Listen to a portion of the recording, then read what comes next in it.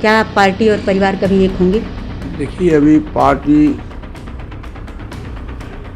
में डेमोक्रेसी समाप्त हो गया था। सभी लोगों की राय थी कि हम एनडीए गठबंधन में चुनाव जीत के गए हैं, पार्लियामेंट में 6 सांसद। सभी लोगों की राय थी कि हम एनडीए गठबंधन में चुनाव लड़ें, लेकिन कुछ विशेष परिस्थिति हुआ। एक बनारस का लड़का आया और सबको नहीं, वो नाना पाटेकर कहता कि एक मच्छर सबको हिजड़ा बना दिया। वही एक व्यक्ति आकर के पार्टी वर्कर को बर्बाद कर दिया। अब मेरा चिराग जी से यही आग्रह है कि वो मंथन करें कि जो व्यक्ति सर्वमान्य नेता माना जाता था, सर्वसम्मति से सब लोगों की राय थी चिराग पासवान जी के बारे में, आज कौन सी परिस्थिति आई कि हाँ गड़बड़ी हुई कि आज वो अलग हो गए और अकेले थे, अलग थलग पड़ गए। और पासवान जी का जो दाह संस्कार पटना में हुआ तो टीवी, मीडिया और अखबार भी लिखा कि जयप्रकाश नारायण जी के बाद यदि किसी बिहार में किसी बड़े नेता का सम्मान मिला है, राष्ट्रीय सम्मान मिला है, वो पासवान जी को मिला है। नमस्कार, मैं श्वेता, आप देख रहे हैं कॉमन डिस्पैच। इस वक्त हम पटना में लोजपा कार्यालय पे मौजूद हैं। हमारे साथ हैं लोजपा के राष्ट्रीय अध्यक्ष पशुपति पारस जी। हम इनसे बात करेंगे और ये जानने की कोशिश करेंगे कि स्वर्गीय रामविलास पासवान जी की जयंती को लेकर के आने वाले समय में इन्होंने क्या क्या प्लान कर रखा है और ये उनकी जयंती को किस तरीके से मनाएंगे। सबसे पहले तो आपका स्वागत है सर। और मुझे ये बताएं कि चूँकि 5 जुलाई को स्वर्गीय रामविलास पासवान जी की जयंती है और आप उनके छोटे भाई हैं, और जिस तरीके से पार्टी में चीज़ें चल रही हैं अभी, और दोनों ही लोगों ने अलग अलग तरीके से जयंती को मनाने का प्लान किया हुआ है, तो उस हिसाब से जनता के आशीर्वाद को लेकर के अगर बात करें तो आपका क्या प्लान है और आप किस तरीके से? बात यह है कि अब पासवान जी इस दुनिया में नहीं रहे,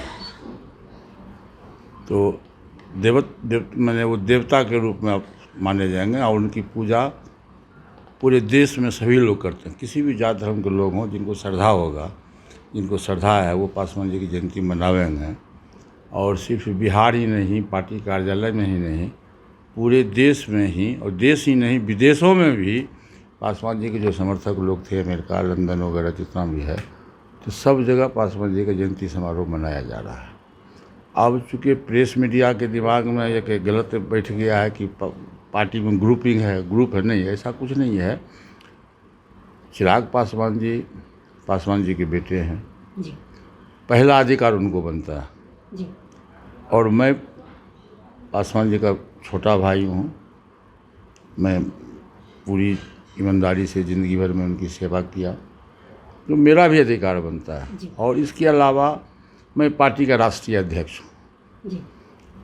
तो मैं पार्टी का राष्ट्रीय अध्यक्ष भी हूँ, मैं उनका छोटा भाई भी हूँ। तो उस हैसियत से ये पार्टी कार्यालय है, यहाँ 5 जुलाई को स्वर्गीय पासवान जी का जन्म मनाया जाएगा, जन्मतिथि मनाया जाएगा। और इतने लोकप्रिय नेता थे, आप लोगों को भी मालूम है। और बिहार उनका जन्मभूमि है, खगड़िया में, सरबरनीगा में, और हाजीपुर उनका कर्मभूमि है। बिहार के निवासी हैं और बिहार के लिए उन्होंने बहुत कुछ दिया भी। हाजीपुर के लोगों की सहानुभूति भी है उनके प्रति, और हाजीपुर में उन्होंने 40-42 वर्ष तक वहाँ सांसद रहे। 2 बार गिनीज बुक में उनका नाम आया। 6 प्रधानमंत्री के अंदर में वो काम किए, तो उनका योगदान है। हाजीपुर में देखिएगा, असंभव चीज़ संभव बना दिए, रेलवे का जीएम ऑफिस बना दिए। तो चिराग पासवान जी को भी अधिकार है बेटा होने के नाते जयंती मनावें, और मेरा भी अधिकार है राष्ट्रीय अध्यक्ष प्लस उनके छोटे भाई होने के नाते मैं जयंती मनाऊंगा। और मैं आपको विश्वास दिलाता हूं कि 5 जुलाई को सादे समारोह में, चूँकि कोरोना का एक मार है, सोशल डिस्टेंस भी देखना है, पूरे बिहार से काफ़ी संख्या में लोग आ रहे हैं। कोई हम लोग ताम झाम कुछ नहीं कर रहे हैं, सिर्फ उनकी मूर्ति रहेगी और माला रहेगा, और गरीब लोगों के लिए भोजन की व्यवस्था है। तो चूँकि कोरोना का है, इसे सोशल डिस्टेंस मेंटेन भी करना है, तो इसलिए हम लोगों ने पैकेट सिस्टम बना दिया। 25-30 हज़ार पैकेट बनेगा। जो लोग भी आएंगे लाइन में रहेंगे, एक एक पैकेट खाना या 1 बोतल पानी उनको दिया जाएगा, और वो अपना श्रद्धांजलि देंगे पासवान जी को और अपना जाएंगे। यही कार्यक्रम है। एक मांग आपने रखी थी जो पार्टी कार्यकर्ताओं ने कहा कि चूँकि आपने वो मांग सबसे पहले रखी थी, उसके बाद चिराग जी ने उस मांग को रखा, स्वर्गीय रामविलास पासवान जी को भारत रत्न देने की। जिस तरीके का सिनेरियो बना हुआ है, या जैसे हम देखें राज्य सरकार में चूँकि आदमकद मूर्ति की लगाने की जो बात है, तो वो राज्य सरकार देखेगी कैसे करना है, और केंद्र सरकार ये देखेगी कि उनको भारत रत्न देना है या नहीं देना है। पर जिस तरीके का अभी सब कुछ चल रहा है, उसमें आपको क्या लगता है कि केंद्र सरकार आप लोगों की इस बात को मानेगी या कमेटी के नाम पर टाल देगी? नहीं, ऐसी कोई बात नहीं। देखिए, माननीय प्रधानमंत्री जी स्वर्गीय पासवान जी की बहुत इज्जत करते थे, और पासवान जी का जो दाह संस्कार पटना में हुआ, तो टीवी, मीडिया और अखबार भी लिखा कि जयप्रकाश नारायण जी के बाद यदि किसी बिहार में किसी बड़े नेता का सम्मान मिला है, राष्ट्रीय सम्मान मिला है, वो पासवान जी को मिला है। और ये माननीय प्रधानमंत्री जी का देन था। इसके लिए हम लोगों ने उनको बधाई भी दिया। अब जहाँ तक भारत रत्न की उपाधि है, तो मैं उसी दिन से कह रहा हूँ कि भारत रत्न की उपाधि पासवान जी को मिलना चाहिए, चूँकि हर एक तबका में उनके जो काम करने का शैली था, वो शोषित के लिए, दलित के लिए, पिछड़ा, अति पिछड़ा, अक़लियत, ऊंची जाति के भी जो गरीब लोग हैं, उनकी वकालत करते थे। और ऊंची जाति को भी 10% आरक्षण मिला।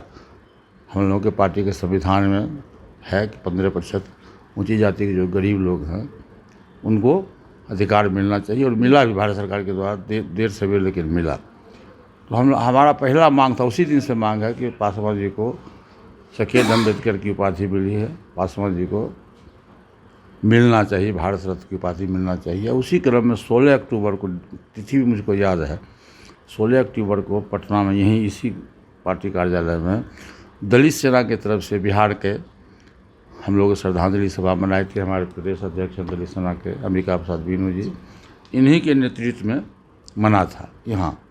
उसमें काफ़ी संख्या में लोग आए थे और प्रेस मीडिया के साथी भी थे। उसमें ही मैंने मांग रखा था कि पासवान जी को भारत रत्न की उपाधि मिलनी चाहिए। और माननीय मुख्यमंत्री जी से भी मैं आपके माध्यम से, मीडिया के माध्यम से मैं आग्रह किया था कि चूँकि एक स्टेट गवर्नमेंट रिकमेंड करती है तब मिलता है जी। तो मैंने माननीय मुख्यमंत्री जी से भी आग्रह किया था कि आप अपने कैबिनेट से प्रस्ताव पास करके दिल्ली भेजिए कि जिससे भारत रत्न की उपाधि मिले। और दूसरा मेरा डिमांड था कि 12 जनपद जहाँ 31 वर्षों से पासवान जी निवास करते थे, एक ईंटा गवाह है पासवान जी के लिए, रोता है, एक ईंटा रोता है। तो मेरा एक दूसरा डिमांड था कि 12 जनपद को राष्ट्रीय स्मारक घोषित किया जाए। ये दो मेरा डिमांड था और आज भी है जी। अब उसमें कितनी सफलता मिलेगी पार्लियामेंट में, फिर हम लोग उस मामला को उठाएंगे, माननीय प्रधानमंत्री जी से आग्रह करेंगे, बिहार के मुख्यमंत्री जी से भी आग्रह करेंगे यदि 12 जनपद को राष्ट्रीय स्मारक, शायद टेक्निकली होने में दिक्कत हो रही है, लुटियन जोन में है जी। तो हम बिहार सरकार के मुख्यमंत्री से, बिहार के मुख्यमंत्री से हम आग्रह करेंगे कि हाजीपुर चूँकि उनका कर्म भूमि था, और हाजीपुर में रेलवे का जोनल ऑफिस उन्होंने बनाए हैं, और वहाँ ज़मीन भी है, और पासवान समाज की आबादी हाजीपुर में बहुत अधिक है। तो निश्चित रूप से मैं जाके मिल के 1 महीना 2 महीना के बाद मैं आग्रह करूँगा कि हाजीपुर में पासवान जी के एक आदमकद मूर्ति बनाया जाए, और हाजीपुर रेलवे स्टेशन का नाम स्वर्गीय पासवान जी के नाम से रखा जाए। और तीसरा मेरा डिमांड है कि ये पार्टी कार्यालय है, ये भी पार्टी कार्यालय 31 वर्ष से हमारे अंडर में जी। पासवान जी आते थे, यहीं सोते थे, यहीं खाते थे, यहीं रहते थे। इसलिए मुख्यमंत्री जी से मैं आग्रह करूँगा कि इस पार्टी कार्यालय को पासवान जी के नाम से, जैसे स्वर्गीय कर्पूरी ठाकुर जी के लिए स्मारक है, उसी ढंग से स्वर्गीय पासवान जी का आदम मूर्ति बना करके और उसको राष्ट्रीय स्मारक घोषित किया जाए। ये एक सवाल जो थोड़ा सा मुश्किल हो सकता है आपके लिए। मुश्किल इसलिए हो सकता है क्योंकि परिवार और पार्टी दो अलग चीज़ें हैं, और परिवार जिस तरीके से आप लोग लेकर के अभी तक चले हैं, तो नो डाउट परिवार आपके लिए बहुत महत्वपूर्ण है। इस सेंस में थोड़ा मुश्किल सवाल है। आप क्या कभी इस चीज़ पे विचार करेंगे कि चिराग आएँ और चीज़ों को ठीक करने की कोशिश करें, तो क्या पार्टी और परिवार कभी एक होंगे? देखिए, अभी पार्टी में डेमोक्रेसी समाप्त हो गया था। सभी लोगों की राय थी कि हम एनडीए गठबंधन में चुनाव जीत के गए हैं, पार्लियामेंट में 6 सांसद, सभी लोगों की राय थी कि हम एनडीए गठबंधन में चुनाव लड़ें। लेकिन कुछ विशेष परिस्थिति हुआ, एक बनारस का लड़का आया और सबको नहीं, वो नाना पाटेकर कहता कि एक मच्छर सबको हिजड़ा बना दिया। वही एक व्यक्ति आकर के पार्टी वर्कर को बर्बाद कर दिया। वो तो पार्टी में डेमोक्रेसी रहा नहीं। तो नेतृत्व परिवर्तन की बात हुई तो हम लोगों ने माननीय लोकसभा अध्यक्ष जी से आग्रह किया कि आप नेतृत्व परिवर्तन कीजिए। नेतृत्व परिवर्तन हुआ भी, पार्टी में टूट नहीं हुआ। 6 सांसद के संसदीय दल के नेता मुझको बनाया गया। अब मेरा चिराग जी से यही आग्रह है कि वो मंथन करें कि जो व्यक्ति सर्वमान्य नेता माना जाता था, सर्वसम्मति से सब लोगों की राय थी चिराग पासवान जी के बारे में, आज कौन सी परिस्थिति आई कि हाँ गड़बड़ी हुई कि आज वो अलग हो गए और अकेले थे, अलग थलग पड़ गए। इस पर चिंतन करें। समय बलवान है, समय को किसी ने नहीं देखा है। जब समय आएगा तो कुछ भी हो सकता है। ठीक है। इशारों में ही पारस जी ने ये संकेत देने की कोशिश की है कि समय बलवान है और जब समय आएगा तो फिर से परिवार भी एक हो सकता है और पार्टी भी एक हो सकती है। हालांकि आने वाला समय तय करेगा कि पार्टी और परिवार एक होते हैं कि नहीं। फिलहाल पारस जी से बात करके इतना तो तय है कि रामविलास पासवान जी के सपने को आगे ले जाने के लिए पारस जी प्रतिबद्ध हैं। कॉमन डिस्पैच के साथ मैं श्वेता यादव, पटना, लोजपा कार्यालय।